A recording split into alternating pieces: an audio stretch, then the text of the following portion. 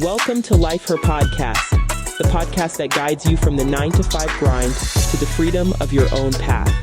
Discover how to conquer life's challenges while pursuing your passions with unwavering faith.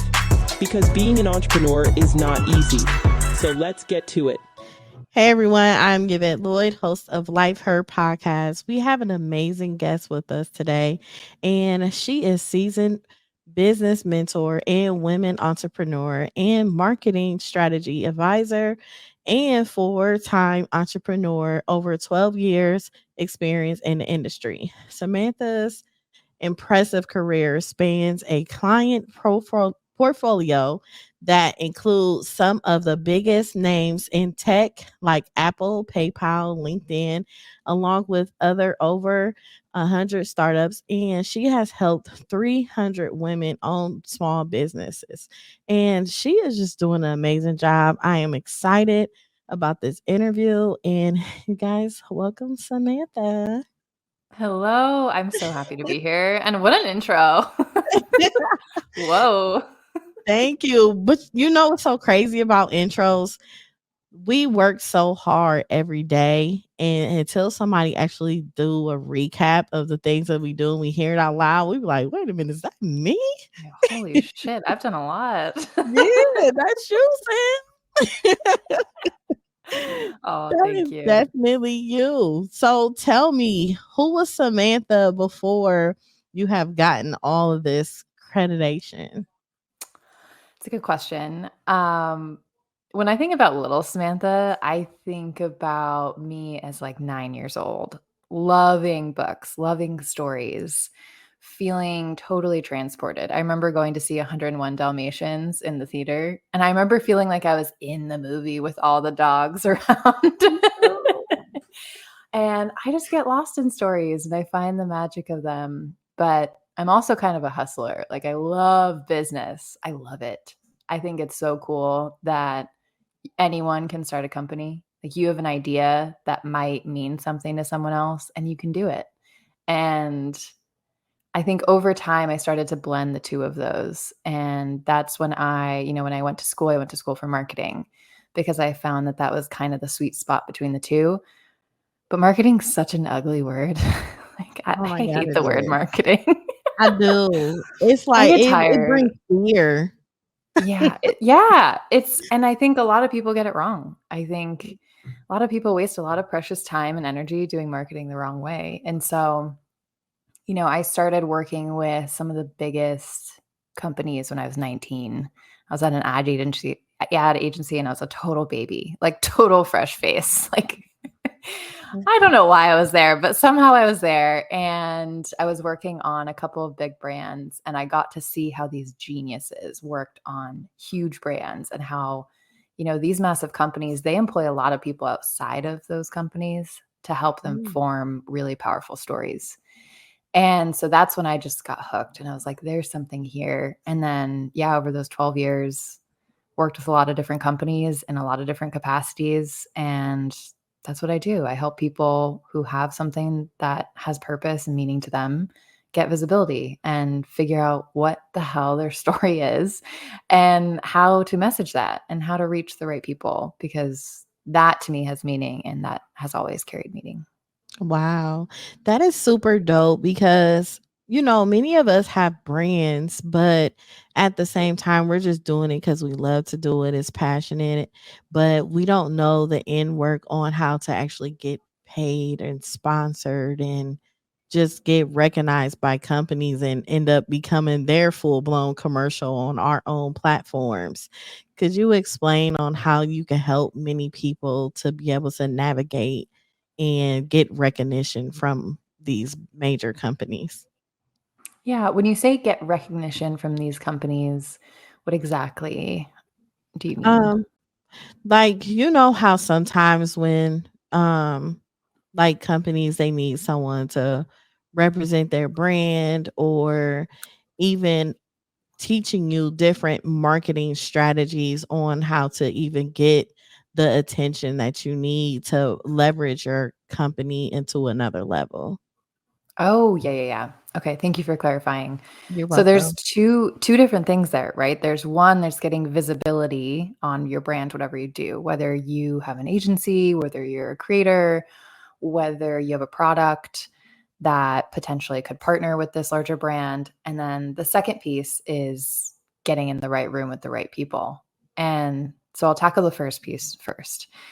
The visibility component, there's a lot here. I could talk all day about it, but it's first what I've seen over a lot of marketing with a lot of different teams and brands is first you need to check in with yourself and see, okay, what's the magic that you're bringing? Like, why do you care, Yvette Lloyd, about, the Life Her brand and ecosystem, and starting there. And then when you figure out why and you figure out what makes you you and the person to, create this mini movement or big movement, then the pieces start to fall into place, because then you start to really genuinely see where should you show up then, and to who, and with what sort of message. And the more genuine and authentic it is, which I know everyone talks about now, but truly, the more real it feels to you and to those people, then the message is delivered. And these big companies, they're looking for a couple of things. One, they're looking for some sort of traction. You know, do you have a track record of doing a good job at whatever it is you do? Two, are you professional when you do show up for the conversation in the right room? Are you there with a clear confidence, and can you deliver the message accurately? Have you really thought about their brand? Have you been thoughtful and intentional in thinking about how can you help them with whatever problem? And that also means asking the right questions, almost like a job interview, right? It's like your questions to them are almost just as, if not more important than whatever it is that they have to say to you. And you are interviewing them as much as they are interviewing you. So also, bring them down on the pedestal a bit. Just because they work at a huge brand doesn't mean that they know everything and that they're the smartest person in the room. They're actually probably talking to you because you're smarter at something than they are, and they want to bring your brain into the business. That is so true. If people really realize that, they'll figure out like how ahead they could get, and it comes with confidence of you knowing you. And that's what a lot of people lack in. And it's not even intentionally that they lack the confidence. It's just really somebody giving them reassurance and letting them know, like, you are really dope for real. Like, all of this stuff. So that also gives like lack on like when people are marketing their brand, they actually receive less of whatever services they're trying to provide, and be they charge you $50 when they really worth 400. So Yes. Oh my so it God. Don't get me started on pricing. yes, and it's fearful though when you have those prices. It's like, no, I really don't want to charge them that much, or you wouldn't even think someone will actually pay that much for what So it's like a gift and a curse. Yeah. Yeah. And that's funny too, because, some of these big brands you might think have all the money in the world to throw around, and they don't. They maybe their team or department actually has a smaller budget than you'd imagine. So I've been on the side, I've actually helped some companies hire out certain agencies or advisors and helped them look and find things in the market, or find people in the market, to bring into their business. And I've seen people pitch just ridiculous numbers because it's a corporate company. And it's like, I'm sorry, just because this team's a corporate company does not mean they're made of money. Mhm. And I've seen other teams charge way under and actually have incredible business acumen for whatever it is that they're pitching. But yeah, it's that confidence piece. And so if you can, again, be real with yourself and be like, no, I'm fucking good at marketing, and I'm Mhm. going to ask them questions. And if they have an idea that I think is dumb, I'm going to tell them, that's probably not the wisest choice right now. What about this? And so it's all in the way that you handle the conversation, again, once you do get in the room, which is another huge piece of it too. Yes, it is. So I'm going to rewind it back a little bit, and I want you to share a bit about your journey in entrepreneurship and what initially drew you to the world of business, of mentoring and marketing strategy. Yeah. I have always been entrepreneurial. So I went to business school at USF. I remember we had this capstone project where you got together with a couple of the other students in the class and you had to create a business. And I was lit. I was so excited. The entire semester or year-long thing, whatever it was, I loved it. I loved creating the business pitch and getting strategic and looking at the market. And we ended up crafting this. It was like a wearable before there were wearables. It was for your wrist. But we were in college, so I was like, yeah, it tracks your drinking. And if you drink too much, it calls your friend or calls you a taxi. Oh, It's called Buzzband. And okay. at the time, our teacher was like, you should pitch this to Google because they could pick up at least the design and the technology. Because part of our pitch was that this could be used for other things. It could be used for diabetes. It could be used for all sorts of other things. And it was before Fitbit was around. So, anyways, we didn't end up doing that. And I kept going, I kept working in the marketing field, but I was kicked myself. I was like, damn it, that could have been really cool. I could have had an exit Yeah. before I was like 25. That'd be sick. So I started freelancing and doing marketing on the side, and that started a small consultancy. And then I was a senior director of marketing at an agency for crypto companies. So this edgy part of tech, not shitty, like scammy crypto companies, like legit ones. Okay. Just to Because I clarify. know, yeah, there's a big difference. Ones that actually work with the DFS and aren't like shilling stuff in ads. But let me back up for a second. Anyways, when I was a senior marketing director there, I had many different teams, like one team per client. I'd come in, I'd basically be like a fractional CMO. The team would implement, but the agency was like, we want to deliver more value. We want you to coach the founders. And that's when I realized that all these founders, they had coaches. All Mm. these CEOs, all these big execs, pick a VP at any major Fortune 500 company, they have a coach. And I was just like, what the fuck? No one knows about this? All Man, these all these leaders have coaches. Also, sorry, I'm cussing on this podcast. Is that okay? you good, girl. Okay, I thank you. told you be yourself. So that was wild to me, and I fell in love with coaching. And I think when I realized that there's a reason why all these leaders have coaches, and I want coaching to be available to more people, especially more women entrepreneurs, because there needs to be more women entrepreneurs. There needs to be more small businesses backed by people who are smart and have a purpose and have a meaning. And then eventually I took the leap, and I had other businesses too. I had a content business. I had an energy healing business because I had like I had a moment where I really got into Reiki energy healing. Oh. Yeah, I found it like really calmed me down, and it was a great tool to like intuitively look at decisions and decision theory. So long story short, I eventually became a coach. I went off on my own. I did not want to do the agency hustle anymore. I was like, fuck that noise. I can work with great teams who maybe don't have the money to bring in a full-time CMO at, 300K a year, but they're open to a fractional CMO and getting that same level of strategy at 30K a year and still having their marketing teams. And so I was like, this is where it's at for me. Like, this is my Yeah. slice of the pie. And yeah, I have a podcast now and all the things, marketing myself. So does that answer your question or provide you a million Girl. other data No, points? you're good, you're good. So, well, working with clients from Apple to women-owned small businesses, what have you been, like, doing as far as, like, your biggest lesson from managing such a diverse portfolio? That's a good question. I see patterns. I see a lot of patterns with people, no matter where they're at. If they're at a huge company or they just started a company, a lot of people don't believe in themselves. So to some degree. Or they maybe believe in themselves as, this person, or they see this portion of their identity as strong.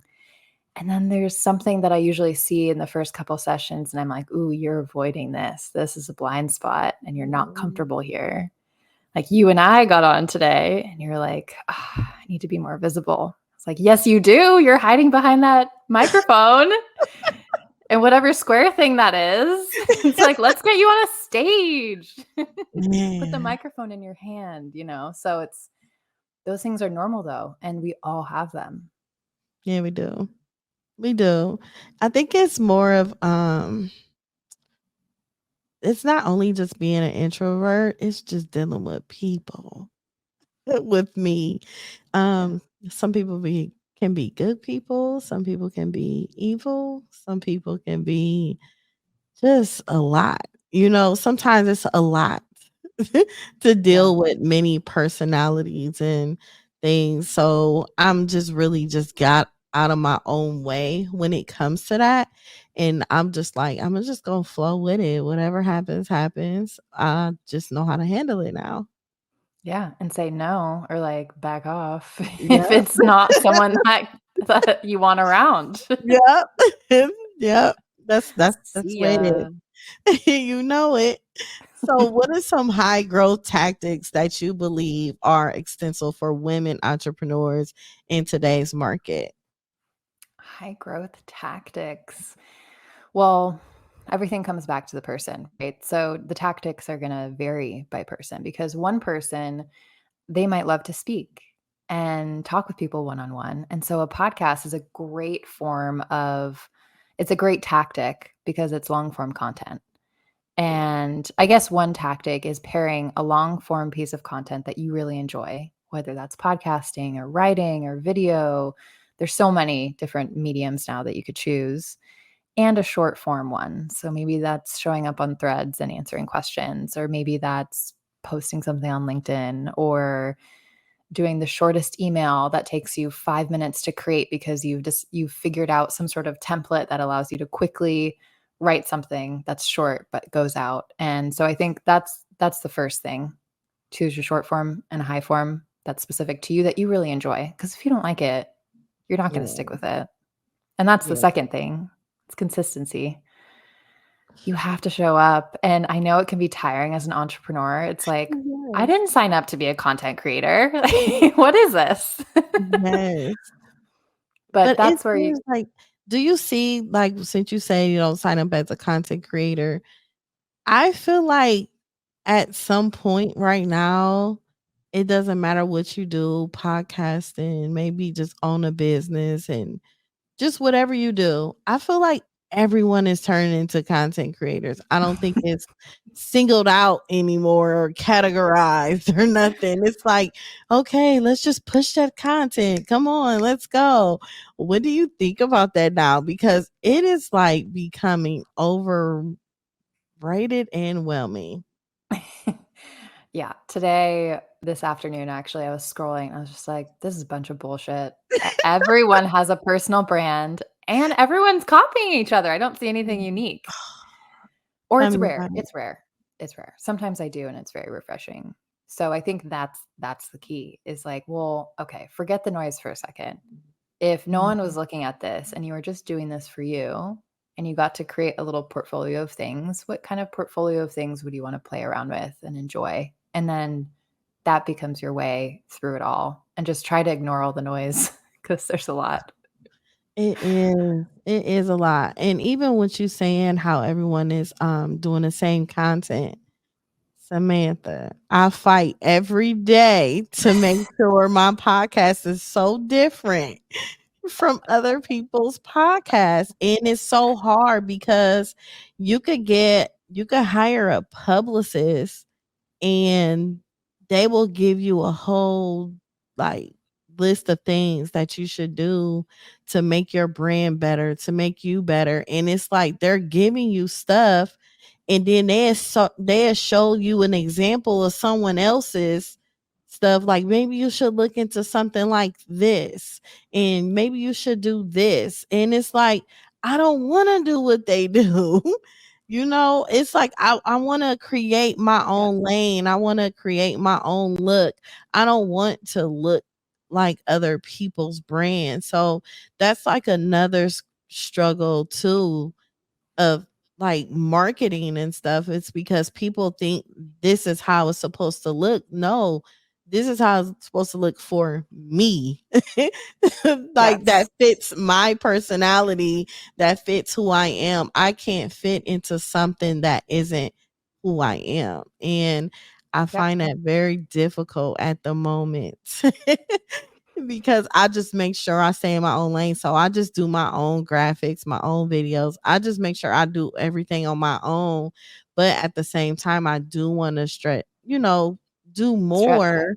And I experiment. do Yeah. want someone to represent me, but I want someone to understand me too.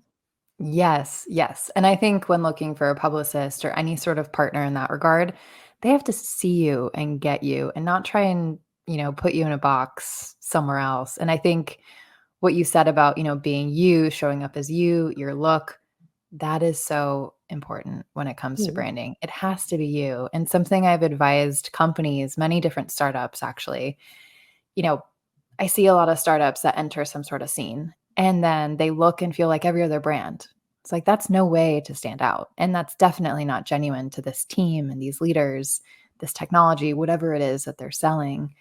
So it's figuring that out. And so my recommendation there, a high growth tactic in this department in branding, is to ignore all of your so-called competitors. Ignore all the other podcasts and what they look like and what they sound like. Ignore all the other people that are maybe in the personal branding space or content. Ignore.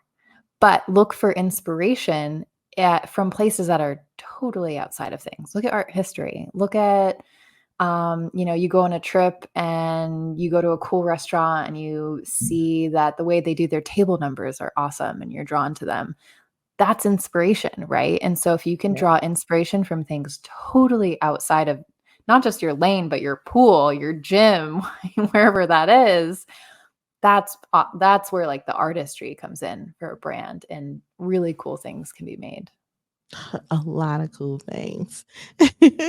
So, how do you approach marketing strategies for tech giants versus startups or small businesses?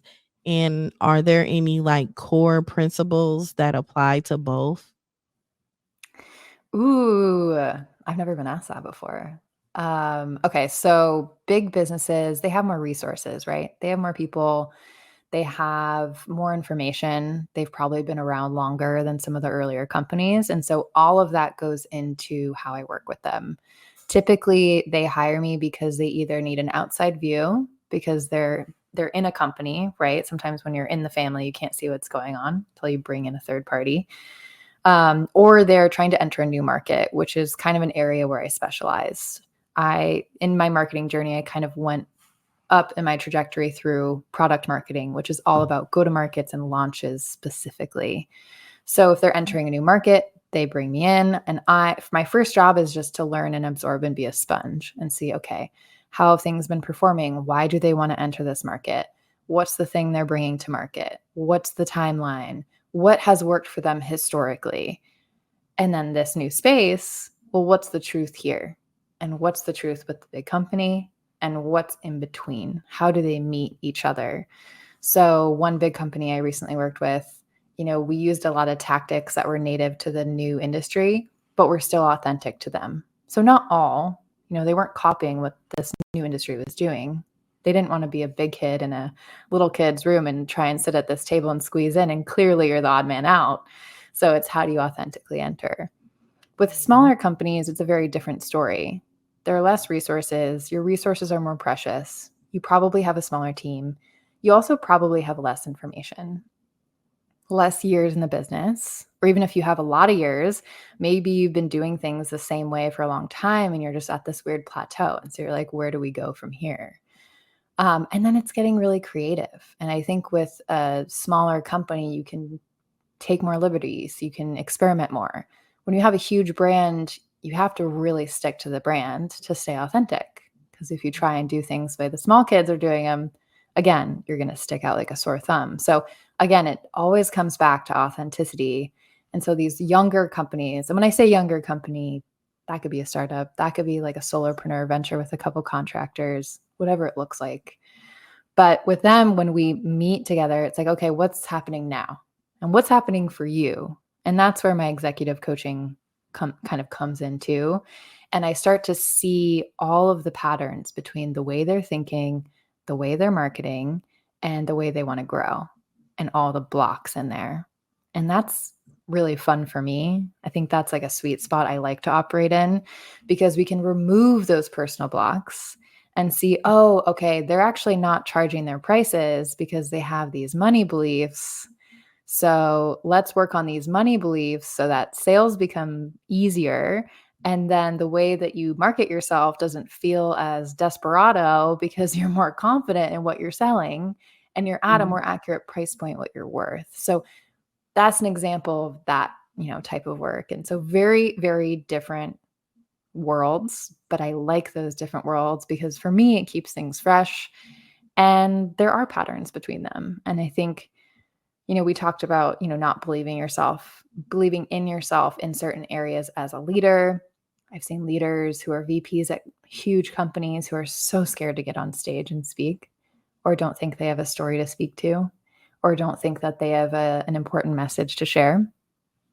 I've met entrepreneurs who are brilliant, like truly geniuses, but they don't believe they can grow their company to the next level because they haven't yet, and they don't see that possibility.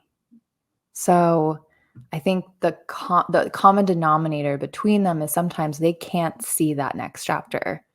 And so that's where I come in, because I can clearly see it within the first few times that we meet. I'm like, oh, this is your path forward. Now let's figure out how to do it so it's as painless as possible and you can actually enjoy it. Yes. And that a lot of people need that boost. It's like sometimes we don't really, we see the vision, but we don't. But having someone like you come in and you just shift our mindsets and give us a whole vision of it, it's like, oh, like, okay, I could see. Yeah. Yeah. Yes. And when I work with people, I look for that before we decide to work together. I'm like, are you hungry? Are you willing to stretch yourself? Because that's what it takes. You have to stretch a bit. You have to get a little uncomfortable, but then it's so worth it, because that moment of discomfort, you look back and you're like, oh, that's nothing now. Then all of a sudden you're grabbing the mic on stage, you're moderating panels, you're not thinking twice about it because you got over Yeah. that bit of resistance, that stretch. And that's the Yeah. coolest, most rewarding thing for me to see. Girl, I know. I get there. Yes, Yes. you will. So your blueprint emphasizes like embodied power. Can you break down what this means and how it impacts women, entrepreneurs, and leadership and growth? Yeah. So, how would you describe power? How would you define it? Power can be many things. Um, my first mind will come to like power within. Mhm. The first thing, because it's like you won't have the power on the outside unless you deal with whatever's within first. Oh, yeah. Yeah, you can do, the power stance where you stand out like I don't know, like you're going to do jumping jacks, and you hold Yeah. it. Like there are all these little tactics like that, or standing up tall and like kind of tricking our mind with our body. But that's kind of the reverse, right? We want it from the inside out so that we're not even thinking about how to hold ourselves or how to speak or how to project our voice. It's just coming from a naturally confident place. And so that's a big part of the work. And I think one of the most interesting things that feeds into marketing, like, again, I hate the word marketing in this context because we're talking about such deeper material. But when you have that confidence and you feel that power in your body and you've done the work to get there, all the other stuff becomes effortless. Then it's just making the right choices and seeing doors that you might not have seen before, but you walk right through them. I think the entrepreneurs that I work with who I believe have embodied power, it's like we'll talk about something and they'll be like, oh, wow, that's a good idea.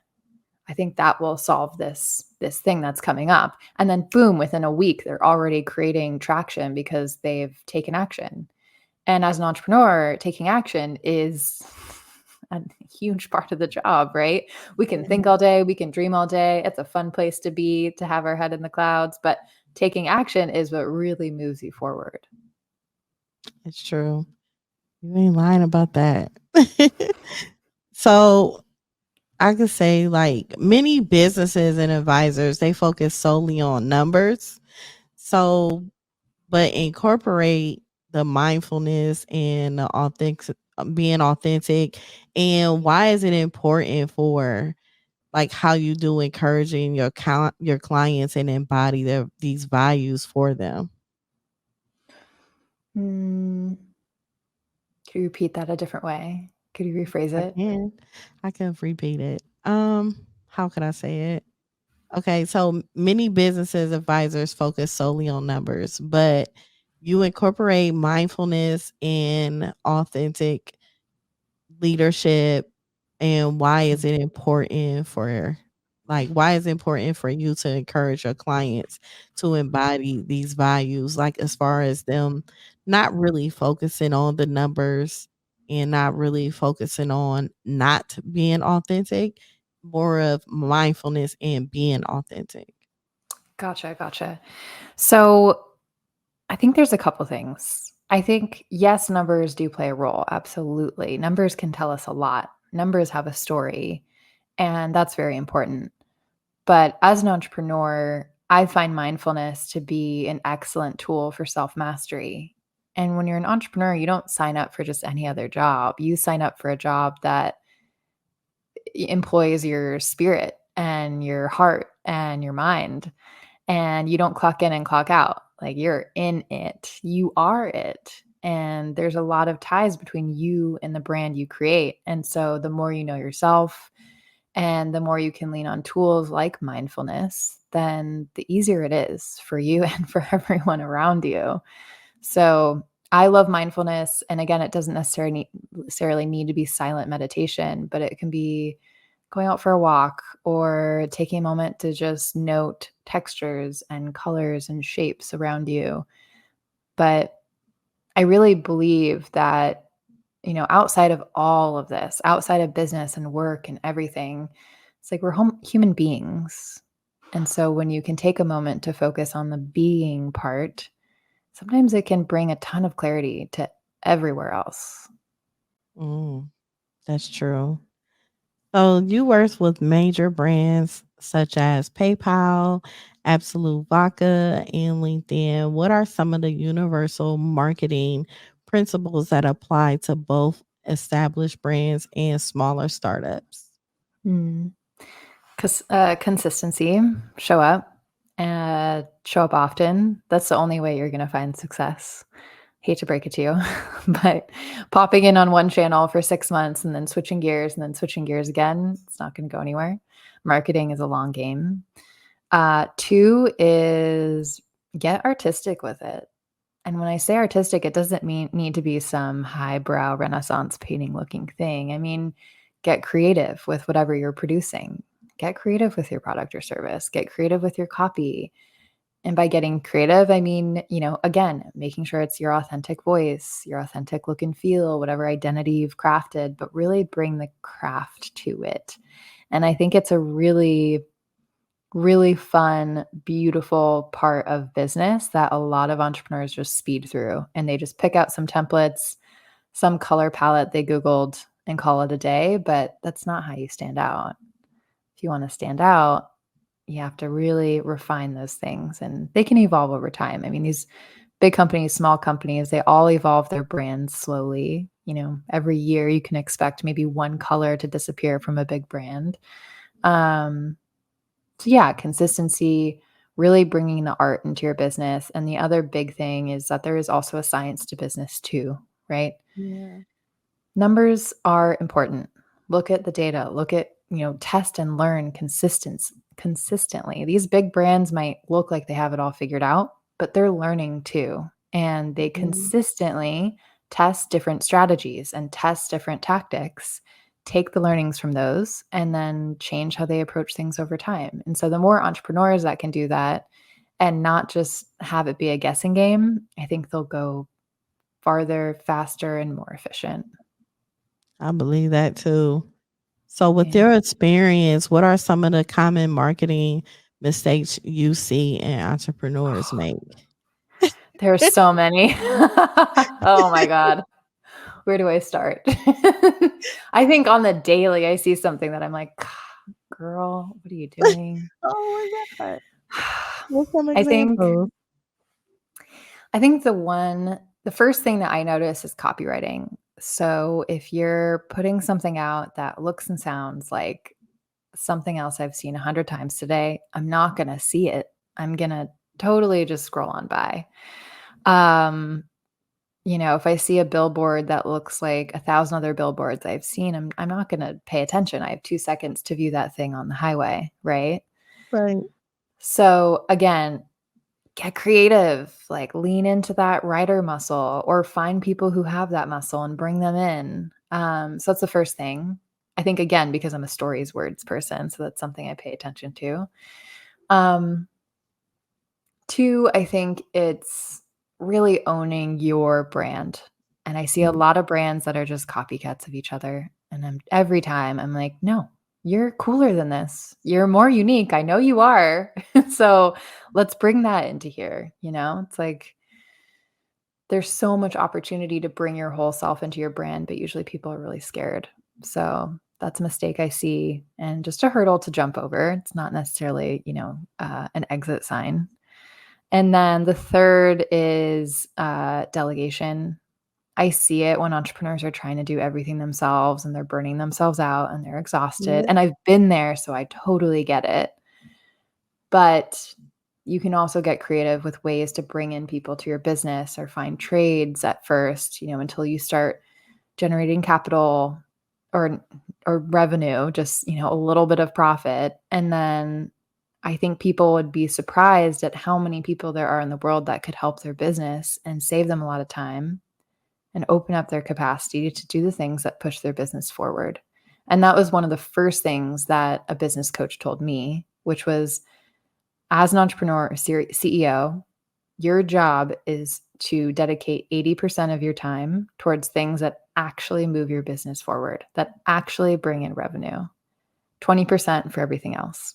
And I find that most small business leaders have that backwards. And you can tell from the outside because, you can tell they're burning out with captions or that they threw something together on Canva and a designer is not behind it. And I don't know. I believe that small businesses can look like deep, rich, beautiful brands and look like these top tier brands. They just need to get the right people in place and think about it the right way. Yes.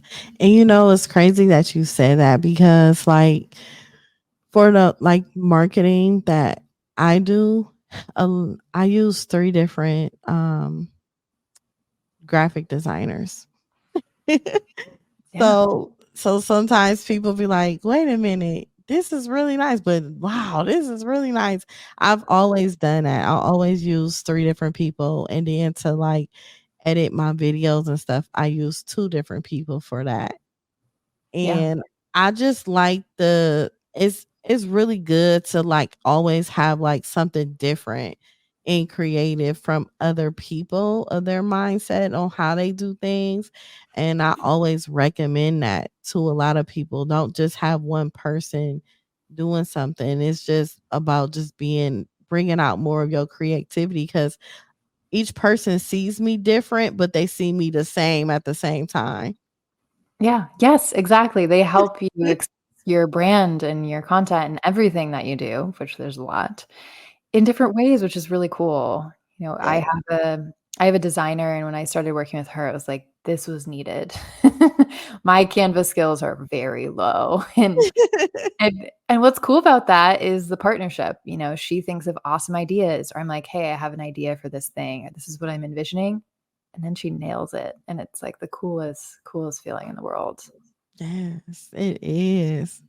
So what are some unconventional marketing tactics that can help small business owners stand out? I think one that's not talked about a lot is the beauty of partnerships, collabs.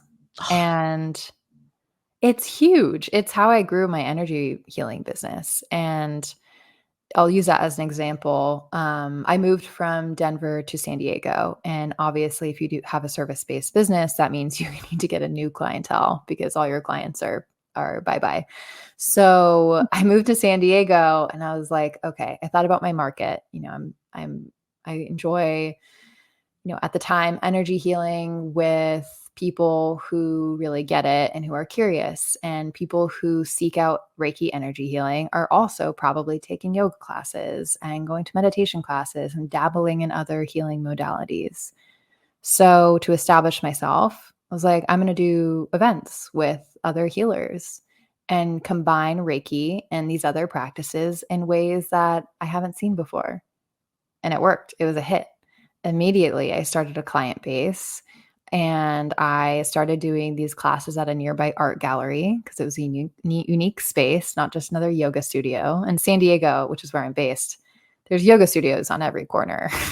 Wow. Like it's basically Starbucks. It's insane. So but again, it's oversaturated. So how do you stand out? Well, you do a class in an art gallery and you combine Reiki and breath work, or Reiki and a vocal workshop, or Reiki and an art class, right? It's like these really cool, interesting things. And again, I did that because I was interested in that. And sometimes your ideal client is a lot like you. So if you can do things you enjoy, suddenly you open up this channel. And because of that, people were drawn to the classes. And then I started to have I had luxury hotel spa managers come to these classes. And they were like, we want you to do a class with our spa members. And that was at the point where then it scaled. I basically 10x'd my price as an energy healer. And then I got to the point where I was like, I actually don't want to do energy healing all the time. This was just supposed to be a side hustle. And now it's gotten to a point where it's not. So I changed the model, and basically, long story short, the unconventional take is do partnerships, find collabs. You can do a collab with a giant corporate company, but you can also do collabs with people that are around your same level and size. Or you can come together and do a community event and have 5 or 6 different people. And it's kind of a cool like day block party situation. I love local in-person events. I think people really gravitate towards that. And they're really proud when they're like, yeah, this brand is from this town, or this business owner is from here. They're proud of that. There's a couple in my local town here who created some sort of like non-alcoholic substitute drink. And I'm really proud of that. I'm like, oh yeah, Hum was created here by a couple. And like, I like talking about them. So partnerships, local stuff, and in-person events. And there's a ton of opportunity there for all sorts of businesses. Wow. So can you share a story time on when life was lifing, and how did you manage both personal and professional priorities? I got married this year, and it was like amazing, but also a shit show in terms of wedding planning. Like wedding planning takes over your life. And I know people always said that, but I didn't realize it till I was in it. It's like, oh my God, if I have to look at another floral design thing, I'm going to stab my eyeballs out. Oh my God. And so, my business was also doing really well at the time. Around the time I got engaged, I was also, it kind of like dropped from the sky, but it was this really cool opportunity to design and facilitate a leadership offsite in Zurich with this startup team of about 12 people for 5 days. And I don't know if you've ever been to an offsite, but a 5-day offsite is a lot of time. It is. It was very intense. So getting engaged, quickly designing and facilitating that offsite. And then that led to a huge boom in my business. So then balancing the momentum of my business with throwing a wedding. And then also a third thing on top is that I was preparing for our honeymoon. And my husband and I are both entrepreneurs. We were like, we're taking like a month off. Like we're taking a long honeymoon. We're going across the world. We're doing a trip that we won't be able to do with kids whenever that comes for us. And we went to Bali. But when you prep for something like that, it's also a lot of work. And so I had this momentum. I was planning my wedding, and then I was prepping for everything to continue while I was totally out of the picture so I could take a month off. And that was kind of a lot. And, it took a ton of prioritization. A lot of things go out the window that don't matter. I stopped posting on Insta for a little while. And, again, I delegated the pieces that did go out. I hit pause on the podcast, so I didn't launch it until after I came back because I was just like, there's no way in hell I can do something new on top of this. I need to be real. And I'm actually going through all those lessons again because we are moving and I have a family member who is in the process of dying and passing away. And so like family calls, it's part of life. It's universal, but it brings a lot with it, brings emotion. It requires time. And, that plus moving, but again, another, I launched my podcast. And again, here's another wave of momentum along with these two other big life things. And it doesn't matter if those life things are positive or negative, they're going to absorb a lot of energy. And so I think the big lessons are not just prioritization and being ruthless with that, but you have to carve out time for yourself when stuff is going on to just feel whatever it is, anger, sadness, joy, nothing, and be okay with that. And I think a third piece too is having resources, having people you can talk to, having, maybe it's a friend that you say, hey, I'm going through a lot of stuff right now. Do you mind if I just open up about stuff or like call you in a week or call you when I get a random breakdown moment and want to burn everything to the ground? It's just resourcing is really important and finding those for you. Yeah, it definitely is. Sorry about your family member. I'll keep them in my prayers. Thank you. It's a lot. Yeah. Well, please tell us about Side Note, the podcast. Side Note's my little baby. I started it in September.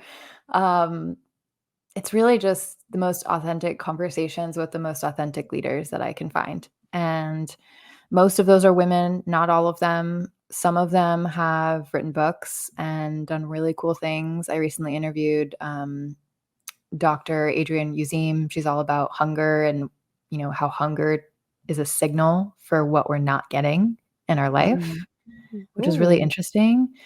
And so it's finding people like this that have just like really interesting takes. Another woman I recently interviewed, she is a career coach. She is a corporate girly, so she does both. She's also a contestant for a pageant in Colorado, and she's writing a book. So I was like, how on earth do you do all this? And so we talked about that.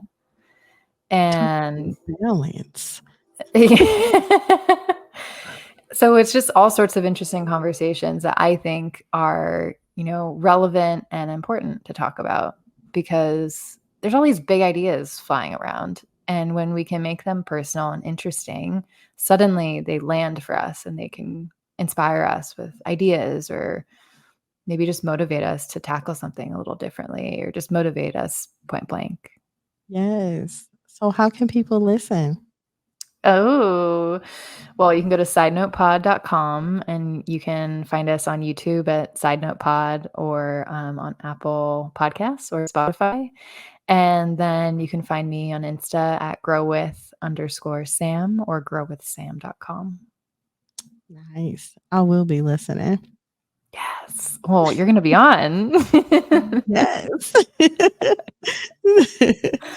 So please tell us about the different services that you have, because I know you do private one-on-one coaching, but you do offer other things for you to help people with their business as far as business coaching and marketing advisor.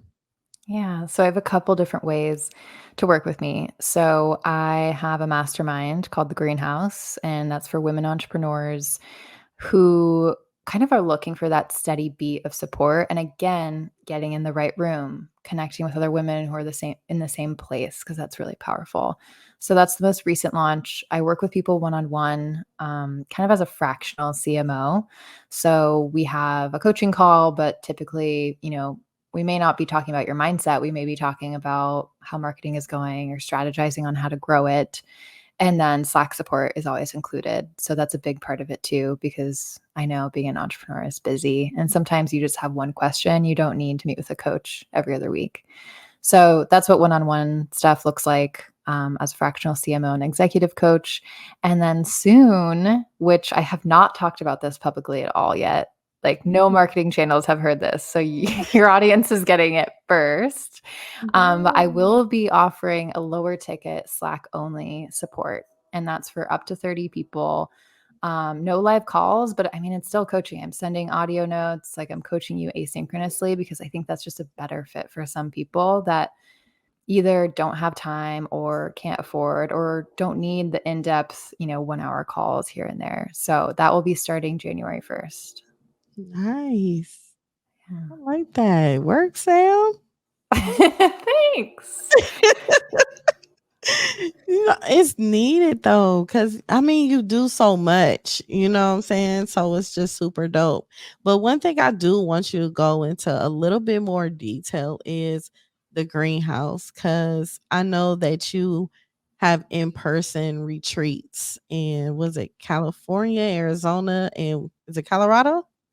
Colorado. I'm also thinking about Washington, kind of the West Coast, but I don't know. If I get some girls who are in New York or something, then I'd be down for an East Coast one too. It's kind of where people are at. But yeah, the greenhouse is like, it's like where my soul lives. And it's the container that I always wanted. And, I've been in masterminds that are business focused and like talking about your goals and keeping you accountable.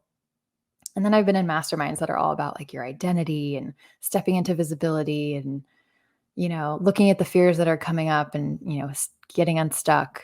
And I wanted both. And so the greenhouse is a group of 10 women, and we meet bi-weekly, and those calls will have a little training at the beginning, which is typically a pattern I'm seeing across people. So it's a training that almost everyone gets something out of. And then hot seat style coaching. And so again, that's where you're bringing up a question that we can go in depth with live. And because that group, they're all around the same level, they all end up asking questions that are really relevant to the other women. And some are like a step ahead or a step behind. And so sometimes someone might be asking a question that you're going to have in like a month or 6 months. So that's a really cool, magical piece of it. Another piece is that I bring in guest experts. So I'm actually bringing in, one of my mentors who's on the board of Coca-Cola. I'm bringing in a woman who's just a total like badass with operations and partnerships. I'm bringing in someone to do a training on marketing funnels and setting those up and what those look like per person. And with all these people, you get Q&A access for that day. So you can actually ask the deeper questions. So there will be one monthly guest expert training. And so there will be 12 total for the year. And then there will be Slack community support so that, at any time, if you're like having like, oh, I want to burn everything to the ground moment, you have this back pocket of women who really get you and you can be vulnerable with and say whatever's coming up. Or on the opposite end, be really proud of yourself, because this is really hard work, and we deserve a space where we can just go off and be like, yeah, I want to talk about my business baby for a bit. Yeah, that is amazing. I applaud you for even having this type of space, and just even for you to actually step out on faith to actually just be like, look, I'm getting ready to create this space and I'm about to just go for it. Because sometimes creating something like this, it takes a lot of work. Oh yeah, it's required a lot of energy. And that's, again, it goes back to that thing I was saying earlier, like life is lifing right now, and I have this. But I mean, I've said no to a lot of other projects to prioritize this, because I think it's important to find different spaces that you find belonging in, where you can be vulnerable and yourself and share what's coming up. in your business and life, because again, everything's connected as an entrepreneur. So I'm super excited for this. I'm excited for you. Thank you. Like, seriously. So, can you let people know how to contact you and how to even like utilize the services that you provide? Just all the good stuff that you have. All the good stuff. You can find me at growwithsam.com, and everything's there. Stuff about the greenhouse, stuff about working one-on-one as a client. I also offer something called deep dives. So those are just one-time coaching sessions, and then you get some Slack support after for 2 weeks. And those are great if you have something acute, like you have a launch coming up you want to chat through or whatever it might be. And it's also a great way to test how we work together, because I am pretty selective about one-on-one clients and fractional CMO work. And then if you're interested in Side Note the podcast, go to sidenotepod.com, and there's a little box there that you can share stuff with, whether you want to be a guest or a sponsor or whatever it might be. Yes. Bring it on, girl. So thank you so much, Sam. I really appreciate you for being on my podcast. I appreciate everyone for listening. And Sam just dropped some gems for y'all. And if you don't utilize her services, just make sure you plan on doing it, because you just want to get your life all the way together.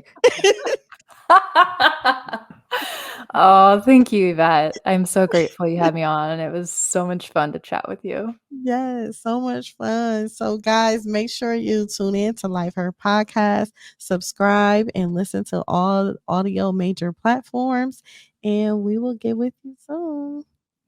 Welcome to Life Her Podcast, the podcast that guides you from the 9-to-5 grind to the freedom of your own path. Discover how to conquer life's challenges while pursuing your passions with unwavering faith. Because being an entrepreneur is not easy. So let's get to it.